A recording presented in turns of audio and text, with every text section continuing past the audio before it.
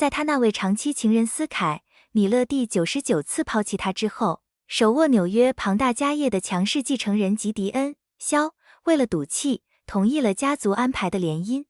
选亲那天，东海岸所有适龄的名媛们都避之唯恐不及，生怕成为这场小小游戏中的棋子。只有我，安雅·斯科特，花了一大笔钱买到了那个获胜名额，一回国就嫁给了吉迪恩。当八卦小报挖出我那些持续了7年、专门记录他点滴的秘密仰慕者账号后，所有人都断言我爱他爱得发狂，一个不惜一切向上爬，是要将他那位门生斯凯撕碎的女人。然而5年过去，我却成了优雅的典范。我耐心且大度，我容忍了他们分分合合的婚外情。我接受吉迪恩追着斯凯跑遍全球每个大洲。我甚至在每个结婚纪念日都给他们寄去一盒崭新的超薄安全套。终于，这个男人觉得我可怜到值得他施舍一点关注了。在酒店门口，他捏住我的下巴，给了我一个灼热而带着怜悯的吻。既然你这么乖，他低语，呼吸间带着淡淡的苏格兰威士忌气息，不如我给你个孩子。但当我递给他那盒我刚取来的避孕套时，我却突然开口：我们离婚吧。他的唇离开我脸颊的瞬间，也带走了那熟悉的混合着雪松与冷雨的寒意。和往常一样，吉迪恩正准备抬手拂过我的发丝，这是他最接近温柔的动作，然后就要去赴他的幽会。但他僵住了，手悬在半空。他没听清我的话，注意力早已飘远，正俯视着被暴雨淋透、狼狈不堪的我。厚重的雨点敲打着酒店走廊的玻璃窗。知道他没听清，我用一贯礼貌的语气轻声重复了一遍。我说：我们离婚吧。我们的目光相遇，我眼中的认真一定清晰可辨。然而，我浑身湿透、头发凌乱的狼狈模样，让这句决绝的话听起来有种奇怪的可怜。这次，吉迪恩听见了，他讥诮地挑起一边眉毛，缓缓吐出一口烟，让那烟雾飘过我的脸。就因为我让你冒着大雨横穿半个城市，就为了送一盒这玩意儿？他眼里满是嘲弄的笑意，认定我是在闹脾气。不是，我摇摇头，但顺着发丝流下的雨水滴进眼睛，刺痛感逼出了一滴泪。这让他笑了。他伸出一只手，将我揽进一个敷衍的半拥抱，然后抬眼看向几步开外的斯凯·米勒。要不你先回去，斯凯，我们改天。他紧了紧搂着我的手。我家这位小妻子这么乖，我都快为她这副可怜样感到内疚了。吉迪恩的语气轻松，但斯凯只是看着我湿透的样子，嘴角勾起一抹轻蔑。他没有动，他并不担心，他确信吉迪恩爱的是他。5年了，他都没碰过我，现在更不可能。我知道他是在安抚我，抛出一个永远不会兑现的未来。而他笃定了我的顺从，认定我会挤出一个虚弱、尽职的微笑，然后如他所愿地悄然退场。但这次，我避开了那只即将落在我脸颊的手。就在他的唇快要碰到我的前一秒，我偏开了头。吉迪恩，我用了他的全名。我是认真的，离婚。空气瞬间凝滞，吉迪恩的眼神冷了下来。事不过三，安雅。你以为我提出用试管婴儿给你个孩子，好让你坐稳萧太太的位置，你就有资格得寸进尺了？他的声音带着威胁。斯凯忍不住发出一声尖利、嘲讽的冷笑。有些人就是不知好歹，他啐道，不想要这机会就滚。别打扰我和吉迪恩。他对他的语气不以为意。他推开我，从口袋里拿出我刚送来的那盒超薄套。随即以一种充满占有欲的饥渴吻住了斯凯。他想让我知难而退，领会他的暗示，但我站在原地，固执地等待他的回答。当他的欲望最终被恼怒压倒，他皱起眉，厉声道：滚开！真想离婚，那就站在这儿等着，等我完事。他笃定，他那爱他爱得可怜兮兮的小妻子会听懂他话里的意思，并借此机会体面地溜走。但这一次，我用一种异乎寻常的平静看着他们。当我伸手轻轻带上身后厚重的酒店房门时，我给出了清晰而平静的回应。好，我同意了。但我的声音太轻，门内的人没有听见。唯一的回应是斯凯柔软而渴望的呻吟，以及吉迪恩低沉压抑的闷哼。这是我第一次在他们的幽会时守在门外，也是我第一次真正明白，他们亲密的声音能如此尖锐地穿透厚厚的门板。我的第一反应是逃离，但我想起了我的目的。我留在门边，低着头，像个被罚站墙角的孩子。天气更糟了，走廊里最轻微的一丝风都将刺骨的寒意灌进我的毛孔，直抵骨髓，视线也开始模糊。朦胧中，隔壁套房的门开了，一双黑色的乐福鞋停在我面前，一块干爽的毛巾被轻轻递了过来。擦擦头发，安雅，你会感冒的。这温暖而熟悉的声音属于莱斯·维斯顿，吉迪恩的发小，也是无数次目睹我难堪的旁观者。和以往一样，我无视了他的好意。莱斯早已习惯我的拒绝，他靠在门框上，发出一声轻轻的、带着怜悯的咂舌声。安雅，斯科特，你守在这儿，是当真要和老吉离婚？听我说，你还是回家吧。你都湿透了，在这儿只是自讨苦吃。他叹了口气。斯凯出身低微，永远进不了萧家的门。你大可放心，无论吉迪恩怎么和他胡闹，他都换不掉你。只要你继续扮演好贤妻的角色，他就不会放你走。他了解吉迪恩，他以为他也了解我。即使过了5年，他仍坚信我以一种绝望的、自我牺牲的方式爱着吉迪恩。他以为我不肯离开，只是伤心无助的表现。但我是认真的，要离婚。我认真的解释。莱斯笑了，仿佛听了个笑话。谁不知道你对吉迪恩痴心一片？从大学起你就暗恋他。现在你告诉我你想离婚，谁会信？他觉得荒谬。当他看到我眼角被烟熏红的痕迹时，目光柔和了些许。别闹了，安雅。老吉最讨厌人做天做地。他不信我。我不怪他。人人都知道那个故事。吉迪恩同意联姻，只是为了气斯凯。因为人人都知道他们会继续私情，所有适婚名媛都对他避之不及，害怕嫁给一个心有所属的丈夫。我是那个例外。我积极运作，花了一大笔钱，赢下了那场看似公平的遴选。我在一片喧嚣中嫁给了他。我那持续7年的秘密仰慕者账号被发现后，更坐实了他们的猜想。我爱他，爱得发疯。他们期待我成为一个歇斯底里的噩梦，是要铲除那个情妇。然而，我却成了优雅容忍的典范，从不干涉斯凯，甚至在吉迪恩需要时予以配合。我每年赠送的超薄安全套，让所有人都相信我爱吉迪恩爱到可以忍受任何羞辱和背叛。但没人知道，我心里真正装着的人是他的双胞胎哥哥裘德·萧。我们曾许诺彼此永远，但他死了。他的骨灰被送回了萧家庄园。萧家的规矩铁板一块，只有直系后代或嫁入家族满5年的女子，方可进入家族墓室。所以，为了靠近他，为了最终带他走，我嫁给了吉迪恩。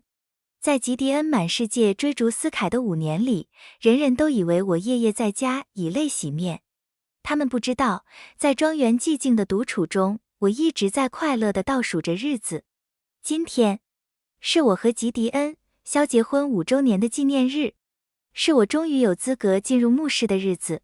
我拿到了裘德的骨灰，和吉迪恩的婚姻自然也走到了尽头。莱斯见劝不动我，便不再浪费时间。他将干净的毛巾放在走廊栏杆上，转身关上了隔壁套房的门。我没有碰那条毛巾，我像一尊被遗忘的雕像站在那里，任凭冷光将我的影子在走廊上拉得又长又细。雨势渐猛，我冰冷的身体开始发热。走廊的灯光在我视线中变得模糊。我知道我发烧了，但我没有离开。我一直等到那扇门终于打开。吉迪恩走出来，眼里带着男人厌足后的慵懒。但当他看到我还站在那里时，脸色立刻沉了下来。发烧带来的晕眩让我昏沉，没能完全捕捉到他的怒意。但我没忘记正视。我抬起迷蒙的眼，抓住他的衣袖。你答应过的。离婚。我的话切断了吉迪恩残存的惬意，立刻被烦躁取代。安雅，斯科特，适可而止。你该清楚，你不是斯凯。我对你可没这种耐心。他给了我一个直白的警告，提醒我认清自己的位置，以及谁才是他心尖上的人。但我只想要离婚。见他不肯听，一股深重的不公感涌上心头，眼泪突然夺眶而出。但我在男人来得及品味他的胜利前迅速擦掉。我从包里抽出事先拟好的离婚协议。我知道斯凯对你有多重要，所以我们离婚吧。吉迪恩看着那份打印整齐的文件，仿佛看到了最荒谬的东西。这是什么？欲擒故纵？他嗤笑。安雅，斯科特，你什么时候学会玩这种可笑的把戏了？他眼里满是轻蔑。斯凯这时穿着吉迪恩宽大的衬衫从房里走出来，衣襟微敞处露出斑斑吻痕。他面泛潮红地笑道：我还以为你真大度到能旁观我们亲热呢。终于装不下去了，所以想用离婚威胁让吉迪恩回头。他故意走近，确保那些痕迹清晰可见。欲擒故纵是有效，可惜你的威胁毫无用处。毕竟谁不知道吉迪恩娶你只是因为生我的气。他的话意在刺痛我，但我对他炫耀式的挑衅无动于衷，甚至没有抬眼看他。我只是将离婚协议和笔递向吉迪恩。我重复道：签字。见我继续违逆，吉迪恩眼中的怒意彻底点燃。当他盛怒的威压笼罩下来时，我本能地瑟缩了一下，准备迎接可能的打击。但当我闭上眼，他只是猛地攥住我的手腕，粗暴地将我拽回房间。他当着斯凯的面甩上门，抬手解开了刚扣好的衬衫纽扣，露出精壮腹肌上新鲜的抓痕。你真要把事情做到这地步？他逼近我，滚烫的呼吸喷在我脸上，带着压抑的怒火。见我沉默，他冷笑一声，声音冰冷刺耳。行，我陪你玩。我承认你的把戏奏效了。今晚我陪你过纪念日，够了吗？他的目光扫过床头柜上剩余的铝箔包装，喉结滚动，情欲重回他的眼底。只剩2个了，用完就别闹了。门外听到这意外妥协的斯凯难以置信地开始捶门。吉迪恩，他无视了他，猛地将我推倒在床。床垫承接了我的重量，随即是他充满占有欲的压迫。我试图挣扎，但高烧让我虚弱的无法避开他灼热的吻。当他停下，用指尖抹去我的泪水时，他的眼神深沉而晦暗。这不是给你想要的了吗？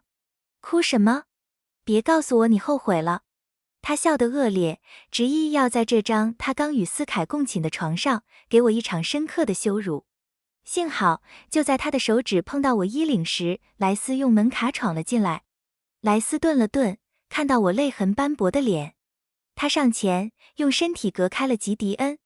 吉迪恩，斯凯在楼顶。他说你要是碰安雅，他就跳下去。一听到斯凯的名字，吉迪恩立刻从我身上起来，冲出了房间。他没有回头。安雅，斯科特，你恨我吗？莱斯问道，以为我会怪他打断了我与丈夫最亲密的一次接触。但当光线流泻进房间，我握紧了衣襟下藏着裘德骨灰的项链。我只说了一个词：谢谢。紧张气氛消散，我吞下了莱斯递来的退烧药。攥着那份未签字的离婚协议，我跟着他们上了天台。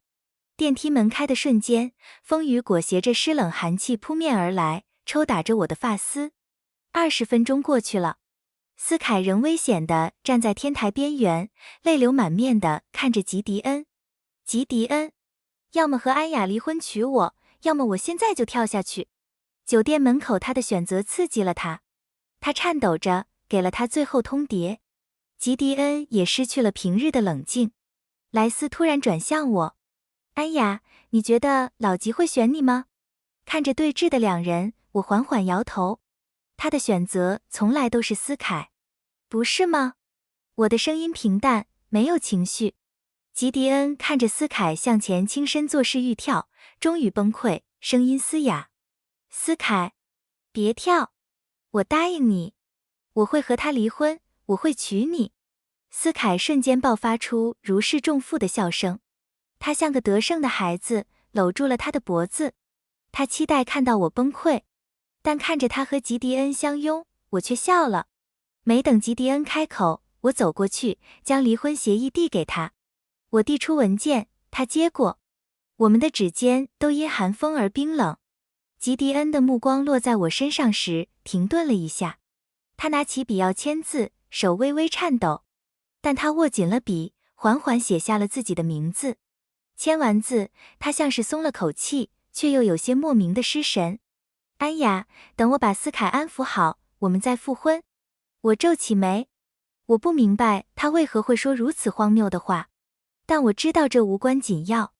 我仔细核对着那份新鲜的离婚协议，几乎没听清他喃喃的，只要再等我一阵，便下意识地点了点头。没关系，一切都结束了。吉迪恩抱着思凯离开，没敢再看我一眼。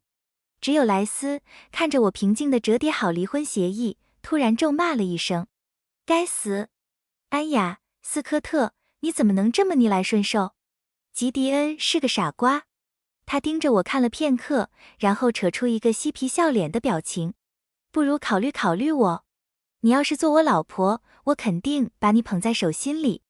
他的语气是调侃，但我不至于迟钝到看不见他随意神情下的那份认真。我温和而坚定地拒绝了他。谢谢你的好意。再见。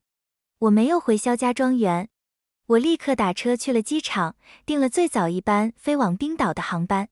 吉迪恩或许已经安抚好了思凯，发来一条短信：思凯想去旅行散心，我陪他出去几天，乖乖在家待着。我给你订了卡地亚的新款项链，算是对这次闹剧的补偿。他的语气带着安抚，但我无动于衷。每次他和思凯闹出风波后，他总是用这种补偿方式。